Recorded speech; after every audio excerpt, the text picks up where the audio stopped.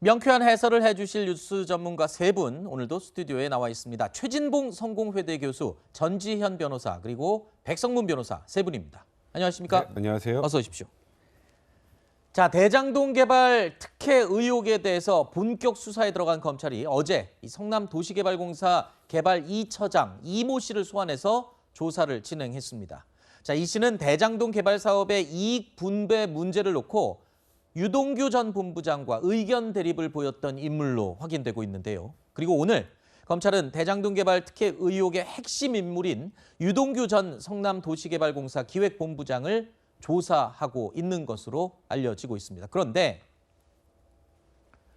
검찰이 유 전 본부장을 조사하는 데까지 그 과정이 참 험난했습니다. 유 전 본부장의 이해할 수 없는 행동들 때문이었는데요. 이틀 전 검찰 수사관들이 압수수색을 하기 위해서 유 전 본부장의 자택을 찾아갔을 때 유 전 본부장은 자신의 휴대전화를 창밖으로 던지는 행동을 하기도 했고요. 또 어제는 검찰의 소환에 응하지 않기도 했습니다. 자, 유 전 본부장 오늘 오전에는 검찰에 출석을 하겠다라고 했지만 오늘 새벽 갑자기 배가 아프다며 응급실로 갔고요. 결국 유 전 본부장은 응급실에서 체포돼서 현재 모처에서 조사를 받는 것으로 알려져 있습니다. 자, 검찰 조사를 받고 있는 유동규 전 기획본부장, 그동안 전화번호를 바꿨고요. 외부와의 접촉을 피해왔습니다. 그런데 돌연 또 어제 오전에는 기자들 앞에 모습을 드러냈습니다. 이 자리에서 유 전 본부장은 금품 수수서를 비롯한 각종 의혹들에 대해서 직접 사실관계를 밝히겠다고 말했습니다. 들어보시죠. 현금을 받으신 게 있다, 이런 보도들이 있는데 그러면 그거를 네. 언제, 네. 어디서, 네. 그다음에 누가 그랬는지 정확하게 밝혀주세요. 그게 있으면 당연히 벌 받아야죠. 그만한 게 하시면 저는 고소할 거고요. 자, 그야말로 대장동 의혹의 핵심 인물이라고 할 수 있는 유동규 전 본부장, 어제 기자들과 만나서 오늘 검찰청에 나가서 자신과 관련된 모든 의혹들을 설명하겠다라고 말을 했습니다. 이렇게 본인 발로 나가겠다라고 공언을 했기 때문에 사실은 기자들도요, 공개 소환된다는 것으로 알고 오늘 오전 내내 이 검찰청 앞에 진을 치고 기다리고 있었습니다. 그런데 응급실에서 체포돼서 모처로 지금 간 것으로, 그러니까 지금 검찰이 어디서 조사를 하고 있는지도 지금 취재진에게 밝히지를 않고 있는 상황인데요. 굉장히 이례적이에요. 그러니까 공개 소환이라는 거는요. 네. 원래 이렇게 국민적인 관심이 집중된 사건에 관해서는 소환 일자를 공개하도록 돼 있었는데 네. 조국 장관부터 공보 준칙이 바뀌면서 그게 비공개가 원칙으로 돼 버렸잖아요. 네. 그러니까 이 사람이 언제 소환되는지를 모르는 상태에서 기자들이 간다고 하니까 그 앞에서 대기를 하고 있었던 거고 네. 긴급 체포로 가게 된 거는 어제 불렀는데 안 왔단 말이에요. 네. 어제 불렀는데 안 하고 또 이제 아프다고 응급실에 가 있었으니까는 증거 인멸을 막기 위해서 휴대폰도 밖으로 던졌잖아요. 그래서 긴급 체포를 할 수밖에 없었던 것이고 앞으로 추가 증거 인멸을 막기 위해서는 이 사람의 신병을 확실하게 확보를 해야 되는 거 아닙니까? 네. 그래서 구속영장 청구로 이어질 가능성이 높은데 압수수색을 한 지가 얼마 되지 않아 가지고는 얼마나 혐의점이 드러나는지는 좀 더 지켜봐야 되겠습니다. 네. 유동규 전 본부장은요, 어제 기자들과 만난 자리에서 대장동 의혹 핵심 인물들과의 관계에 대해서 이런 대답을 하기도 했습니다. 들어보시죠.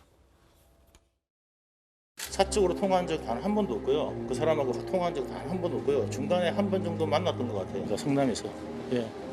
그 기자로 왔다 갔다 많이 하시고 그래서 중앙지 기자가 왜 이렇게 자주 나오시나 이런 생각은 했었습니다. 개인적 신분 같은 거를 엮으려고 하지 마세요. 같이 일하다 보면 친분이 생길 수도 있는 거예요. 그 이상 그 이하가 아니에요.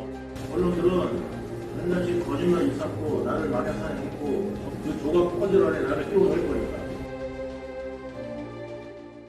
백 변호사님, 네. 지금 정영학 회계사, 지금 검찰에 녹취 파일 19개를 제출한 지금 이 의혹을 풀 수 있는 키맨으로 등장을 했는데 그 녹취 파일 가운데는 김만배 씨 그리고 또 유동규 씨와 통화한 내용들도 다 포함된 걸로 지금 알려져 있거든요.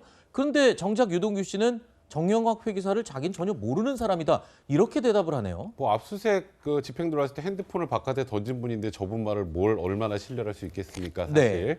물론 저희가 정영학 회계사가 어느 정도까지 얘기를 하고 어느 정도 자료를 줬는지 저희 눈으로 보지 못했으니까 네. 언론 보도를 통해 나온 내용을 보면 김만배 씨하고는 호영호재하는 사이였고 그리고 이익 배분 문제 가지고 여러 가지 뭐 다툼도 좀 있었고 또 본인에게 좀 심하게 안 좋게 유동규 전 본부장이 대해서 그것 때문에 녹음을 틀어졌다. 시작을 했었다. 틀어지고 네. 녹음을 시작했다 이런 얘기가 나왔는데 녹음이 만약에 있다면 일단 지금 유동규 본부장의 전략은 그냥 무조건 부인. 아하. 그리고 검찰이 어느 정도 증거를 확보하고 있는지 솔직히 아직은 모르는 상황 아니겠습니까? 네. 들어가서 조사를 받아보기 전까지 검찰의 소위 패가 뭔지 모르는데 네. 내가 여기서 섣불리 뭐를 인정해버리면 네. 하나를 인정하면요.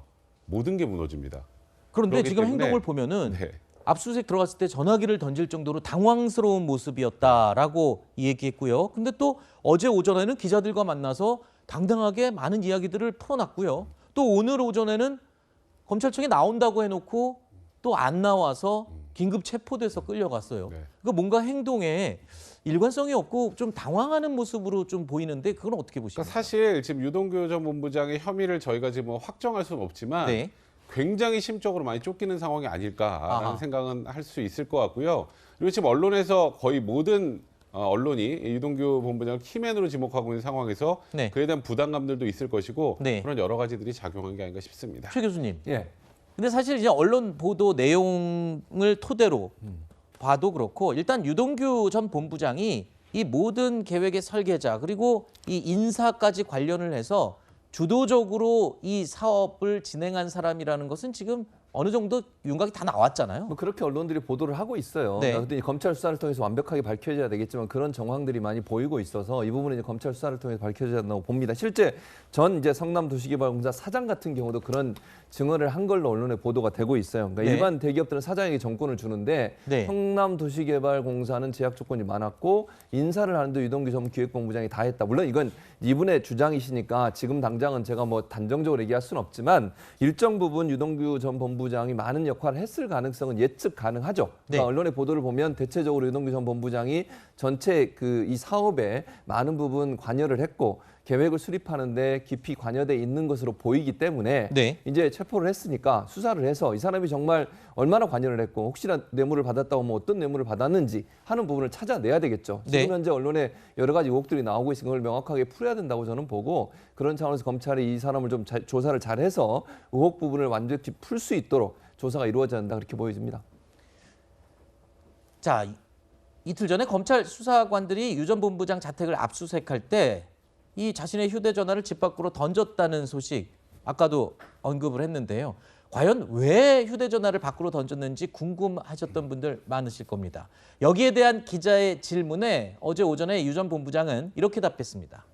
술을 먹고 죽으려고 집어 던진 것 같다. 이런 대답을 내놨다. 자, 이렇게 SBS가 보도를 했습니다.